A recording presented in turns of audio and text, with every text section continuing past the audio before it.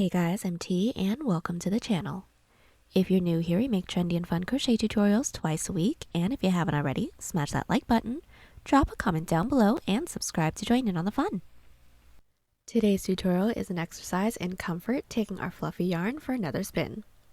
This time in the form of some cozy leg warmers using basic stitches, paired with Luxe yarn for a cozy make that's begging to be worn on cold days with a cup of hot cocoa, my favorite type of makes.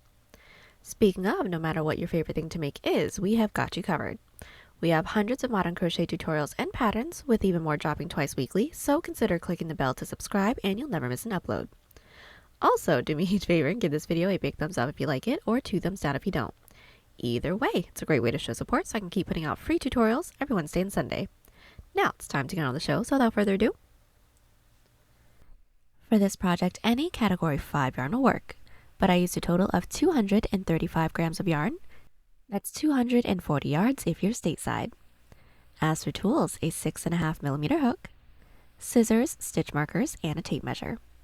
There is a written pattern down below. Use offer code TCD DIY for a discount off any $9.99 plus order, and enter this week's pattern giveaway by telling us the TV character that inspires you.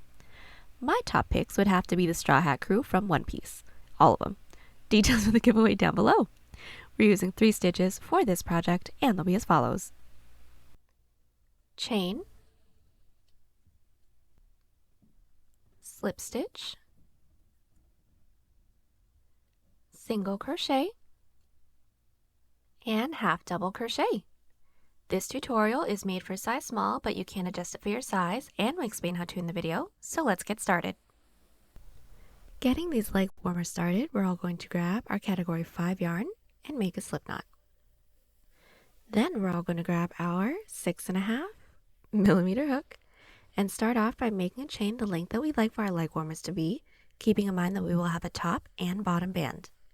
I'd like for mine to be roughly 20 inches or 50 centimeters, so I'm going to start by making a chain 50. Now that we have our chain, we're all going to get started on our first row, which is a half double crochet row. So start by blocking off that last chain and do a chain 2. That chain 2 does not count as a stitch, that's our turning chain. Then yarn over, and into that chain that we blocked off, or the third chain from our hook, we're going to insert with a half double. So insert your hook, yarn over, pull through for 3 loops on our hook, then yarn over, pull through all 3. That's our first half double crochet, and from here continue with 1 half double crochet into every chain. Now I know that this is a little difficult to see, so let's grab a different colored yarn to make it a little bit easier for everyone to look at. So with this easier to see yarn, we're just going to be doing a small sample size. But as a refresher, once we have our chain, we're all going to block off that last chain and do a chain 2. That chain 2 doesn't count as a stitch, that's our turning chain. Then from here, we're going to yarn over, preparing for a half double crochet, and into that chain that we blocked off, or the third chain from our hook, insert, pull through, yarn over, pull through all 3. That is our half double crochet. From here, put 1 half double crochet into every chain. Now that our row 1 is complete, let's get started on our row 2, which is just back loop half double crochets. So we're all going to chain 2 and flip our work. Now that chain 2 doesn't count as a stitch, that's our turning chain, and from here yarn over, preparing for a half double crochet again. Into that first stitch from our previous row, we're going to bring our hook down into that back loop, or the loop that's furthest away from us. Pull through all 3. Again, yarn over, into that next stitch's back loop, insert, pull through all 3, and from here continue with 1 back loop half double crochet into every stitch. At the end of the row, chain 2, flip our work, and repeat. So for this portion, all we're going to do is continue to repeat this row with no increases and no decreases until we have a portion that can stretch, keeping in mind that it will have a little bit of stretch to it, around to mid-calf. Once we have that, I will meet you guys back so that we can seam it together and get started on the rest. We are back. I have just finished up the width of my leg warmers. I have a total of 16 rows and my width is roughly 10 inches or 25 centimeters unstretched. Now from here, we're going to get started on the back seam. Now the back seam isn't actually going to seam all the way up because our thighs are a little bit bigger than our calves. So what we're going to do is just wrap this around our legs, and then we're going to be inserting our stitch markers into the stitch that we have from the bottom, so probably roughly around where our calf is, right where it gets nice and tight so that we can start to expand for our thighs just to make sure that everything is fitting nicely and comfortably. So what we're going to do is try our piece on like I said. We want to make sure that the bottom edge, which is the edge that our hook is into, is roughly at our ankle, and then we're going to insert our stitch markers into our stitches. Now I've inserted my stitch markers into the 20th stitch from the bottom. Again, that's from where my hook is, and that's roughly 8 inches or 20 centimeters. Now from here, we're going to do a single crochet seam, making our way up until we reach our stitch marker. But like I said, this yarn is just a little bit hard to see, so I'm going to be doing a really small sample size with you guys. So we are back. Like I said, we're going to be doing our seam with our small sample size, and the numbers aren't the same, but it's going to be done pretty much with the same instructions. So what we're going to do is fold our piece in half. Then we're going to be inserting our hook into the bottom corner stitch of both the front and the back panel. Then from here, we're going to yarn over and pull through everything and do a chain up of 1 to secure. And all we're going to do is single crochet in through both the front and the back panel at the same time until we reach our stitch marker. So what we're going to do is start by finding that first stitch into the front panel, first stitch into the back panel, and single crochet everything together. Pretty simple. Let's do one more. Into the next stitch into the front panel, insert, next stitch into the back panel, insert, and single crochet. Continue this until we reach our stitch marker. When we do a chain up of 1 and cut, and then I'll meet you back. So we are back. Our seam is complete. We made our way all the way up until we reached our stitch marker, did a chain up of 1 and cut, and now we're going to work on the fill-in within the back. So what we're going to do is first flip our work right side out, meaning the seam that we just did is now going to be along the inside. Then we're going to be inserting our hook into the top corner stitch, and then we're going to be doing back loop half doubles in a V formation to get that width that we need for our thighs. Now, since this yarn is a little bit hard to see, let's go ahead and grab our small sample size. So like I said, our work is flipped right side out, so our seam is along the inside. Then we're going to insert our hook into the top corner stitch. Then we're going to be inserting our yarn onto our hook and chain 2. Now that chain 2 doesn't count as a stitch, we just need the height. Now we're going to be putting 1 half double crochet into every stitch, leaving the last available stitch right before our seam. So just to do the first one, yarn over, insert your hook into that first stitch with a half double crochet, and continue until we have 1 stitch left. So we have made our way down with our half double crochets. We should all have 1 last available stitch right before our seam. What we're going to do into this last stitch, into the top of the seam, and into the first stitch on the other side is a decrease of 3 half doubles. So yarn over, into that last stitch, insert, pull through. Into the top of that seam, there's not going to be an actual stitch for us to work into, so just find some place to insert your hook, pull through, and then into the first available stitch on the other side. Insert, pull through for a total of 1, 2, 3, 4, 5 loops on our hook. Then yarn over, pull through all 5, and don't forget to insert your stitch marker into the top of that stitch. Then from here, continue with 1 half double crochet into every stitch. At the end of the row, chain 2, flip our work, put 1 back loop half double crochet into every stitch, making sure that we meet back when we have 1 available stitch left right before our stitch marker stitch. And then I'll meet you back to do another decrease together. We are back. We have finished up our first V row for our back, and we have made our way down with our second V row. That was just putting 1 back loop half double crochet into every stitch, and we all should have met back when we have 1 available stitch right before our stitch marker stitch. Now we're going to do another decrease. So this decrease is going to be done exactly the same way, so I'm just going to take out my stitch marker for now. And what we're going to do is yarn over. Insert your hook into that next stitch's back loop, pull through. Into that next stitch's back loop, which should have been our stitch marker stitch, pull through, and into that next stitch's back loop, pull through for 5 loops on our hook, yarn over, pull through all 5. Don't forget to insert your stitch marker into the top of that decrease, and continue with 1 back loop half double into the rest of our stitches.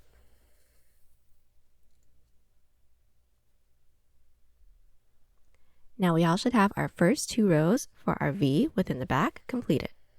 All we're going to do is continue to repeat our previous row until we have a portion that can wrap around our thigh, and then once when these 2 points can meet, I will meet you back so we can seam it all together. We are back. The V for my back portion is completed. I have the small sample size here just so we can vaguely know what it looks like because this is a little difficult to see, but I did 2 rows just for my sample size to make sure that we had it down, and coincidentally, for my actual piece, I did 2 rows as well. But once we have the V portion completed, we are going to do a seam. Now this seam is going to be done exactly the same way as we seamed up the calf portion. So just make sure that our work is flipped wrong side out so that all of our seams are on the same side. Then we're going to be doing our single crochet seam till we don't have any more stitches left. When we don't, do a chain up of 1 and cut, and then I'll meet you back so we can get started on the bottom band. So getting started on the bottom band, when everything is all seamed up, we're going to start with a single crochet row. So the single crochet row is just going to alternate between 1 to 2 single crochets into every side row. So we're going to make sure that our work is now flipped right side out, meaning all of our seams are along the inside. We're going to insert our hook into any one of the side rows that we have along the bottom, insert our yarn onto our hook, pull through, and start with a chain up of 1 just to secure. Now what we're going to do from here, start by finding our first side row. This is mine right here. I'm going to find that top loop and start by inserting with just 1 single crochet. Now this is my following side row. I'm going to find that top loop and insert with 2 single crochets. There's 1, into that same top loop, there is 2. Again, this is my next side row. I'm going to find that top loop, insert with 1, next top loop, insert with 2. So there is 1, and there's 2. We're going to continue on with a single crochet row, making our way all the way around, and then slip stitch into that chain space. So we are back. Now that our single crochet row is complete, we can't really see it, but it is done. Now what we're going to do from here, right after we've slip stitched into that chain space, is make a chain the length that we'd like for our bottom band to be. Now I'd like for mine to be roughly 1 inch or 2 centimeters, so I'm going to start by making a chain 4. Now that we have our chain, we're all going to block off that last chain and do a chain 1. Now that chain 1 doesn't count as a stitch, that's our turning chain. And into that chain that we blocked off for the second chain from our hook, we're going to insert with a slip stitch. So insert, when we have these 2 loops on our hook, we're all going to yarn over and gently pull through everything on our hook. Again, into that next chain, we're going to insert, yarn over, and gently pull through everything on our hook again. Continue with 1 slip stitch into every chain, remembering not to tug too tightly after every stitch, otherwise the following row will be too tight to work into. And now that we've put 1 slip stitch into every chain, we're now going to connect it into the base. So into that next available stitch into the base, we're going to insert with a slip stitch. Now that slip stitch doesn't actually count as a stitch, that's just to connect. So to get started on the following row, we do need to work our way up. So into that next available stitch into the base, insert with a slip stitch, flip our work, and now put 1 back loop slip stitch into every stitch. So finding the last stitch from our previous row, making sure we're not working into those slip stitches into the base, insert into that back loop, yarn over, gently pull through everything. Again, into that next stitch's back loop, insert, yarn over, gently pull through everything, and that's it. Continue with 1 back loop slip stitch into every stitch. When we reach the end of the row, chain 1, and continue with 1 back loop slip stitch into every stitch again till we reach the base. Now once we're at the base, we should have 3 rows nearly complete. We're going to connect it into the base together once more. So just like our previous row, find that next available stitch into the base. This is mine. So insert with a slip stitch, remembering that that doesn't count as a stitch. Then to work our way up to the following row, find that next stitch into the base, slip stitch into there. That doesn't count as a stitch either. Flip our work, and then from here, continue with 1 back loop slip stitch into every stitch. From here, we're going to continue with 1 back loop slip stitch into every stitch, and then from here, continue to repeat our 2 previous rows with no increases and no decreases until we don't have any more stitches left to work into. When we don't, I'll meet you back so we can seam it all up together. We are back. We've made our way all the way around with our back loop slip stitch rows, and now we're ready to seam it together. Now we are going to seam it with our little baby sample size, so let's get that started. Now this seam is going to be an outside loop slip stitch seam. So making sure that our work is still flipped right side out, right side up, because the seam is going to look like another slip stitch row. We're going to be inserting our hook into the corner stitch of both the front and the back panel. Then we're going to yarn over and pull through everything on our hook. Now let's do our first few stitches together. Into that first stitch into the front panel, we're all going to start by inserting our hook into that front loop. Then we're going to find that next available stitch into the back panel, and we're going to insert in through that back loop or the loop that's furthest away from us. Then when we have these 3 loops on our hook, yarn over and pull through all 3. Let's do that once more into that next stitch into the front panel, insert in through that front loop, next stitch into the back panel, insert in through that back loop, then yarn over and pull through all 3, and that's it. Continue doing this until we don't have any more stitches left to work into. When we don't, do a chain up of 1 and cut. We are back. We have just completed the entirety of our bottom band. Now we're going to work on our top band, but it's going to be done pretty much the exact same way as the bottom band. So I'm just going to talk you guys through it. What we're all going to do is start by making sure that our work is still flipped right side out, right side up. Then we're going to insert our hook into any one of the side rows that we have along the top of our piece. Then we're going to do a single crochet row. Again, alternating between 1 to 2 single crochets into every side row, making our way all the way around.